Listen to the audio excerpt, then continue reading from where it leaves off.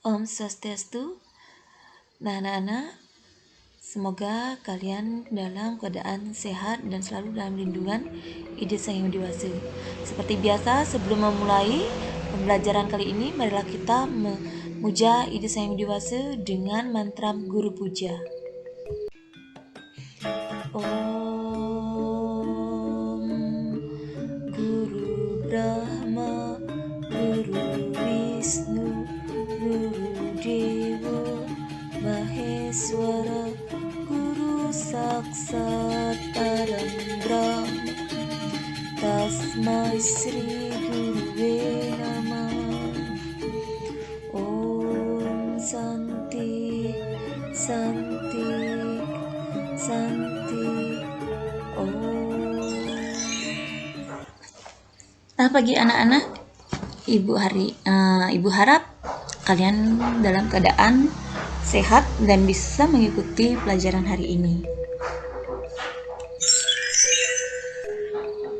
Ya. Nah, anak-anak,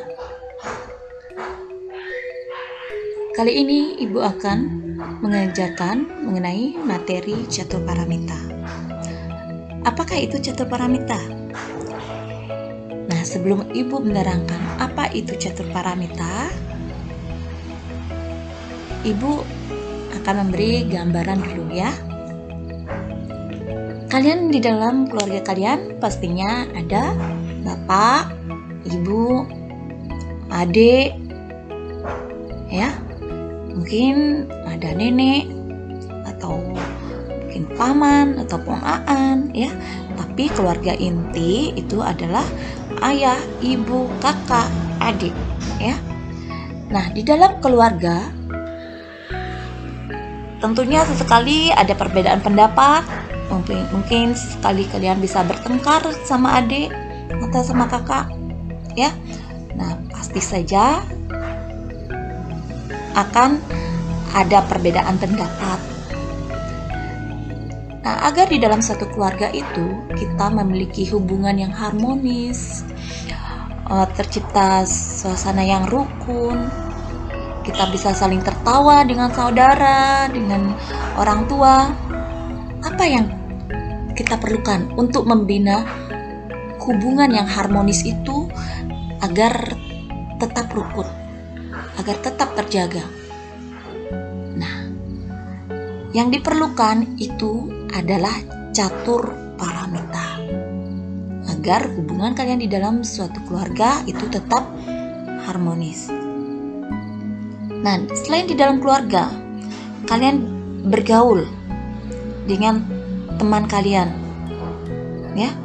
Nah, mungkin saja kalian dengan teman kalian bisa berbeda usia, berbeda kepercayaan, berbeda tingkat ekonomi keluarga, berbeda daerah, ya. Nah, jadi agar kalian tetap bisa bergaul dengan teman kalian meskipun dengan beberapa perbedaan di antara teman kalian, bagaimana caranya agar kalian bisa menjalin hubungan yang baik dengan teman kalian?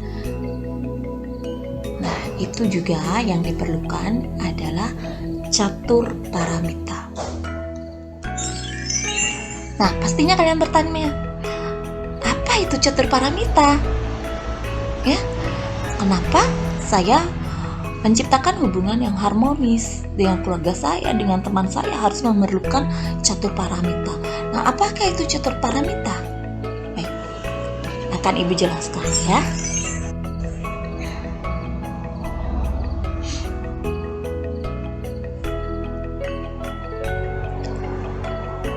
Nah, jadi catur paramita itu terdiri dari Maitri, Karuna, Mudita, dan Upeksa. Nah, sebelum Ibu menerangkan apa itu Maitri, Karuna, Mudita, dan Upeksa, nah catur paramita saja kalian belum tahu apa itu catur paramita. Lalu apalagi itu Maitri, apalagi itu Karuna, apalagi itu Upeksa, ya. Nah, catur paramita itu terdiri dari dua kata, yakni catur dan paramita. Catur itu artinya 4 dan paramita itu artinya perbuatan yang budi luhur. Jadi catur paramita itu adalah 4 perbuatan yang berbudi luhur. Yakni apa saja itu 4 perbuatan yang berbudi luhur itu? Yakni maitri, karuna, mudita, dan upeksa. Nah, sebelum Ibu melangkah ke maitri, karuna, mudita, dan upeksa, sudah ngerti kan apa itu catur paramita? Ya, jadi catur paramita itu adalah 4 perbuatan yang berbudi luhur. Ya. Nah, sampai di sana kalian udah mengerti kan apa itu catur paramita? Nah, sekarang Ibu akan menjelaskan mengenai apa saja itu 4 perbuatan yang berbudi luhur. Nah, maitri. Maitri artinya berteman atau bersahabat dengan tulus dengan sesama maupun dengan alam semesta, ya. Nah, kalian di dalam bersahabat itu dengan teman kalian, ya, kalian harus menumbuhkan rasa tulus. Ya, tulus. Nah, jangan kalian berteman itu karena ada rasa ingin begini, ingin begitu. Tapi tulus, benar-benar tulus kalian bersahabat atau berteman. Nah, tidak hanya dengan teman kalian bersahabat, tapi juga dengan alam lingkungan kalian, alam semesta ini. Coba bayangkan, kalian tinggal di rumah. Nah, rumah kalian itu tidak pernah kalian bersihkan. Sampah berserakan di mana-mana. Barang-barang kalian berserakan di sana di sini. Nyamankah kalian tinggal di rumah kalau keadaannya seperti itu? Pasti tidak, kan? Terus, kalian tidak pernah membersihkan rumah kalian. Air tergenang di mana-mana. Tidak kalian bersihkan. Kalian biarkan begitu saja. Nah, akhirnya air yang tergenang itu bagaimana? Iya, akan tempat bersarangnya nyamuk. Di sana nyamuk akan bertelur. Dari telur akhirnya menjadi jentik-jentik nyamuk. Nah, akhirnya apa? Adalah nyamuk Aedes aegypti. Sehingga dari nyamuk itu dia akan menggigit kalian. Akhirnya kalian bagaimana? Sakit kan? Sakit, demam berdarah. Apalagi musim hujan seperti sekarang ini. Jadi kalian harus rajin membersihkan lingkungan tempat tinggal kalian. Ya, begitu juga sampah kalian biarkan saja sampai akhirnya menyumbat aliran air. Kalian biarkan saja. Akhirnya bagaimana? Datanglah hujan yang lebat. Nah, karena air tidak bisa mengalir, akhirnya menggenangi rumah kalian. Banjir. Kalau sudah banjir, bagaimana? Kalian bisa demam, bisa sakit juga. Sudah itu lingkungan tempat kalian kotor, sampah berserakan di mana-mana. Nyaman tidak kalian tinggal di tempat yang seperti itu? Kalian sakit lagi. Bisa tidak kalian hidup dengan baik? Tidak kan? Nah, jadi kalian selain bersahabat dengan teman, kalian juga bersahabat dengan alam lingkungan kalian, dengan alam semesta ini. Kalian rawat alam semesta ini dengan baik. Ya.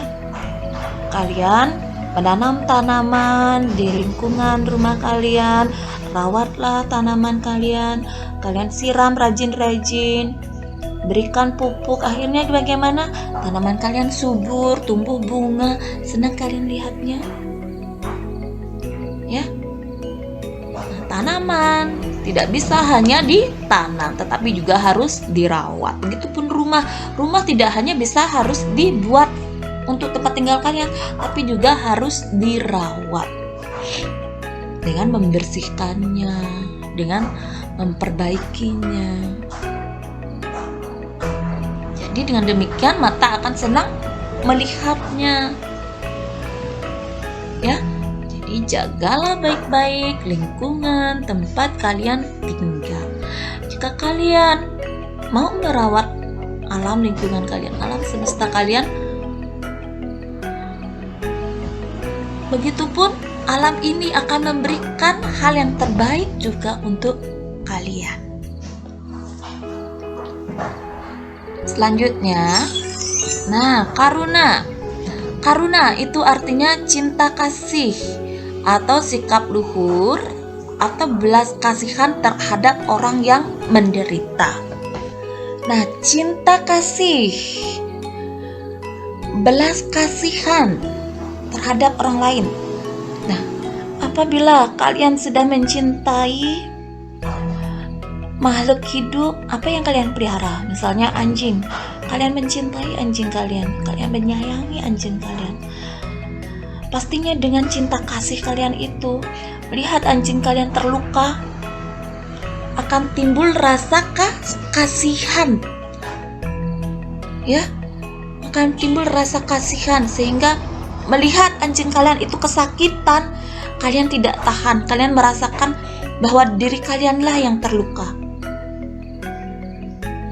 Sehingga kalian ada niat untuk mengobati hewan peliharaan kalian, anjing kalian itu. Ya. Nah, dari cinta kasih tumbuhlah rasa belas kasihan, rasa ingin menolong, merasakan penderitaan dari orang lain. Gimana kalau kalian sudah ada rasa benci? Kalau sudah ada rasa benci di diri kalian terhadap, misalnya terhadap salah satu teman kalian seumpama, apapun yang dilakukan oleh teman kalian, perbuatan benar sekalipun, kalian akan anggap itu perbuatan yang tidak baik. Seumpama kalian sudah benci dengan teman kalian, nah, teman kalian menolong orang lain seumpama, pasti kalian akan berpikir, cari perhatian sekali orang itu, sok baik orang itu. Pasti hal yang seperti itu yang timbul di pikiran kalian. Meskipun orang itu berbuat baik, pasti kalian akan berpikir kalau orang itu sok baik lah, agar kelihatan baik lah di mata orang lain, cari nama modelnya. Seperti itu kalau kalian sudah ada rasa benci. Tapi kalau ada rasa cinta kasih, kalian akan tersentuh diri kalian. Wah, dia sangat baik, saya juga ingin sebaik dia. Bagaimana caranya saya mendekati dia? Nah, seperti itu. Jadi, tumbuhkanlah rasa cinta kasih di dalam diri kalian. Karena dengan rasa cinta kasih itu, maka akan timbul rasa belas kasih, rasa ingin menolong, rasa merasakan penderitaan dari orang yang kalian kasih, kalian cintai. Sehingga di dalam sebuah keluarga, rasa cinta kasih, karuna ini, cinta kasih ini sangat diperlukan dalam suatu membina hubungan yang harmonis. Maitri, rasa tulus. Rasa tulus juga diperlukan di dalam membina suatu hubungan, baik di dalam keluarga maupun dengan teman, terhadap alam lingkungan. Karuna, rasa cinta kasih ini juga diperlukan di dalam membina suatu hubungan di dalam sebuah keluarga, dengan teman kalian, di dalam berpergaulan, dan juga terhadap alam lingkungan kalian, ya. Nah, selanjutnya adalah mudita, ya, rasa simpati, merasakan kebahagiaan atau penderitaan yang orang lain rasakan. Nah, sudah Ibu terangkan tadi, setelah kalian memiliki karuna, rasa cinta kasih, maka dari rasa cinta kasih itu akan menimbulkan rasa simpatik, merasakan orang lain itu bahagia, kalian akan ikut merasakan bahagia. Orang lain itu menderita, akan kalian ikut merasakan penderitaan dari orang lain. Orang lain terluka, kalian akan merasakan bahwa diri kalianlah yang terluka. Ya, apa yang orang lain rasakan, itu juga yang kalian rasakan. Nah, itulah mudita. Selanjutnya, upeksa, artinya toleransi. Nah, yang ditunjukkan dengan rasa empati terhadap yang orang lain rasakan, setia kawan dan bersimpati terhadap sesama. Toleransi. Nah, upeksa ini ditekankan pada tidak membeda-bedakan, menerima perbedaan itu. Ya. Nah, jadi kalau kalian sudah memiliki rasa maitri, rasa tulus, karuna, cinta kasih, mudita, simpatik, tentunya kalian tidak akan membeda-bedakan lagi, tidak mempersoalkan perbedaan yang ada, saat kalian membina suatu hubungan. Kalian akan mentolerirnya, kalian akan menerimanya, bahkan kalian akan berusaha untuk menerima maupun menyesuaikannya. Ya. Nah, umpamanya di dalam kalian bergaul, teman kalian sukanya sama apa? Umpama teman kalian sukanya sama durian, tapi kalian itu tidak suka durian, kalian baru bau ina aja sudah kalian muntah-muntah seperti itu. Ya. Sehingga kalian membina suatu hubungan, pas kalian ingin berteman dengan orang itu, tapi kalian memiliki perbedaan yang seperti itu. Pas teman kalian makan durian, kalian muntah-muntah. Nah, karena kalian muntah-muntah, teman kalian merasa tersinggung. Karena dia merasa bahwa kamu menghina dia. Tapi dengan rasanya kalian memang niat untuk membina suatu hubungan yang baik terhadap teman kalian, kalian sudah memiliki rasa yang tulus, rasa cinta kasih, simpatik, sehingga kalian akan menerima perbedaan itu. Dengan cara bagaimana? Kalian terbuka dengan teman kalian. Maaf ya, bukannya bagaimana, saya muntah-muntah itu karena saya tidak bisa membauin rasa durian itu. Nah, karena teman kalian sudah mengetahui bahwa kalian seperti itu, akhirnya dia menerima keadaan kamu yang seperti itu. Akhirnya bagaimana? Oh maaf, saya tidak tahu. Akhirnya setiap dia ada kamu, dia mau makan durian, akhirnya tidak jadi. Atau mungkin dia mencari tempat menyendiri agar kamu tidak bisa mencium bau duriannya itu. Nah, akhirnya bagaimana? Kalian saling mengatasi perbedaan itu, dan akhirnya meskipun ada perbedaan, kalian bisa menjalin suatu hubungan yang harmonis. Nah, tidak hanya itu, di dalam sebuah keluarga, dengan adik, dengan kakak, dengan orang tua juga seperti itu, menerima suatu perbedaan, jangan mempermasalahkannya. Ya. Nah, selanjutnya.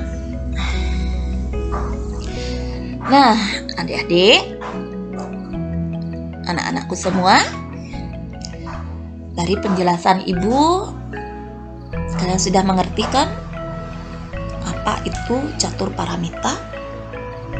Semoga kalian bisa mengerti dan bisa memahaminya. Nah, berikut adalah kesimpulan. Nah, dengan berperilaku santun dalam mewujudkan budi pekerti luhur sesuai ajaran catur paramita, sehingga dapat mencapai kehidupan yang harmonis. Sehingga sehingga dengan senjata catur paramita, anggaplah catur paramita ini adalah senjata untuk kalian agar kalian bisa menciptakan hubungan yang harmonis, baik dengan keluarga, dengan teman maupun alam lingkungan kalian. Niscaya apa yang kalian inginkan bisa kalian capai. Ya. Jadi ingat, catur paramita ini adalah senjata untuk kalian membina hubungan yang baik, untuk kalian bergaul di masyarakat dengan teman, dengan keluarga. Terapkanlah catur paramita. Kalian sudah punya loh senjata catur paramita. Senjata ini yang diberikan oleh agama untuk kalian. Bagaimana caranya kalian untuk bergaul? Ya, jadi terapkanlah ajaran catur paramita. Nah, demikian anak-anak untuk pelajaran kita hari ini. Aku harap kalian bisa mengerti. Ya. Nah, anak-anak, berikut Ibu akan berikan beberapa contoh dari teman kalian, perbuatan yang bisa kalian tiru ya. Nah, coba saksikan ya.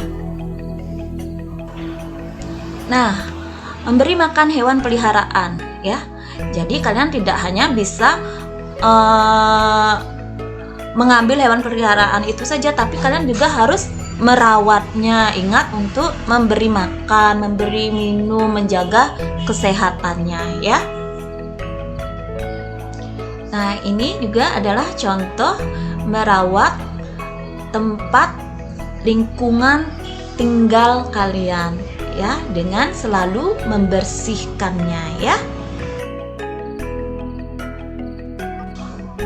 Nah, itulah adik-adik beberapa contoh dari perbuatan membina suatu hubungan yang baik. Bagaimana caranya?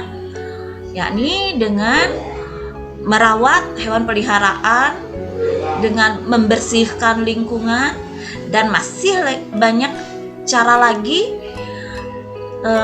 perbuatan untuk menjaga lingkungan sekitar kalian, menjaga hubungan yang baik dengan sesama teman kalian, menjaga hubungan yang baik dengan keluarga kalian ya. Nah, Ibu harap untuk tugas kali ini adalah kalian mencari atau mengirimkan video perbuatan yang bagaimana untuk membina suatu hubungan yang baik, baik itu dengan keluarga maupun lingkungan di sekitar kalian ya. Cari contohnya yang lain ya. Ingat ya anak-anak, klik like dan subscribe video pembelajaran ini. Terima kasih.